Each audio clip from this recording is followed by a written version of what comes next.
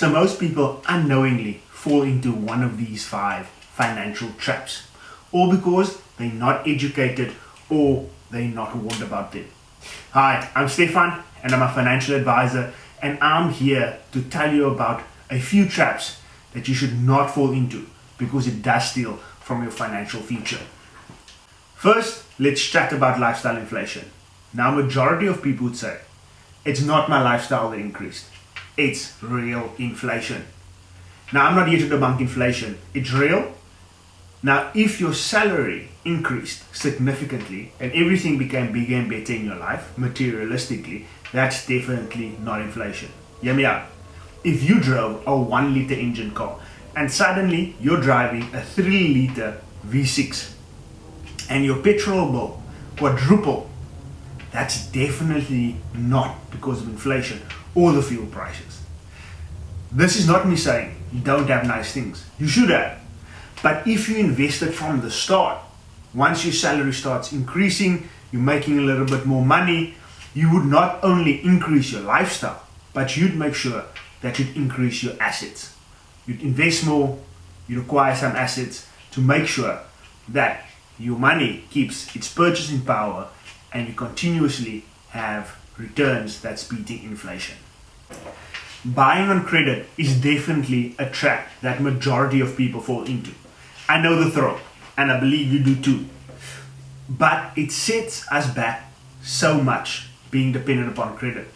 Some people are good with credit, they pay their credit card bill in full each month. Others, well, we max it out as soon as you get it and needing to pay a credit card for the next 5 years. If you are not good with credit, buy with cash. And if you cannot, rather be honest. Remember, if you are enjoying the benefits now and in 2 years' time you are still paying it off, you won't be enjoying it that much. Once the novelty of buying something on credit wears off, it still leaves you with a credit payment. A lack of financial goals is such a big trap that people fall into, mainly because it's the last thing that you think about. How can you plan your money if you don't know where it's going? You have to have a target you are aiming for. How much do you want to retire with? When do you want that holiday to happen? How much do you need to purchase that house? Or how much do you want to earn? There should be a goal in place, because without it, money vanishes. But if you have one, you set boundaries in place and you make sure that you get there.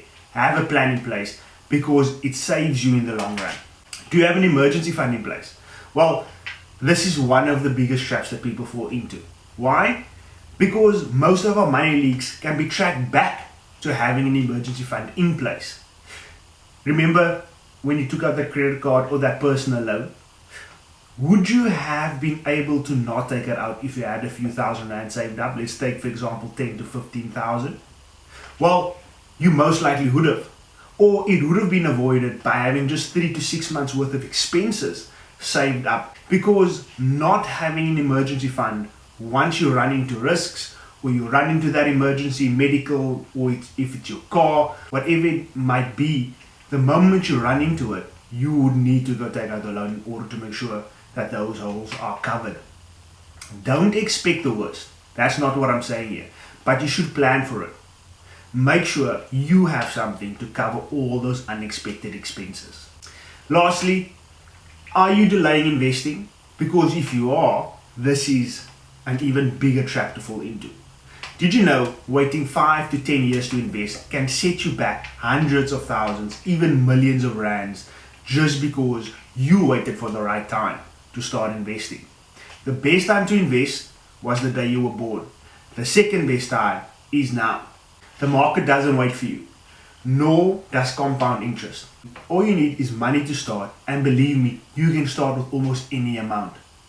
Time in the market is your best friend, and make sure that compound interest works for you by keeping your money invested for as long as possible.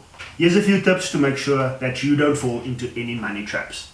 Start an emergency fund, even if it's a starter one of 10 to 15,000 rand, and you can build it from there to have 3 to 6 months worth of expenses saved up.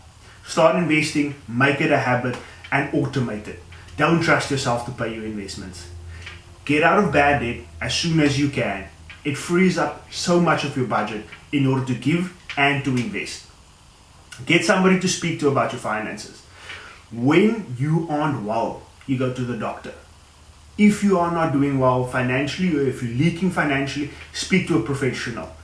But even if you are good financially, chat with somebody, make sure that the plans that you have in place are still benefiting you, that you understand them, and get educated on the plans that you do have in place, because prevention is better than cure. Enjoy as much of your hard-earned money as what you possibly can. Just don't go into debt doing it. And remember, timing the market is not important. Time in the market is always going to be important for you. So invest, and invest wisely. Now, should you want to do a free financial checker quiz, hit the link in the description below. We can also set up a free consultation to see what plans you can put in place to make sure that you build wealth. Like, subscribe, and share this with somebody you know. Let's build wealth and achieve financial freedom together. See you in the next one.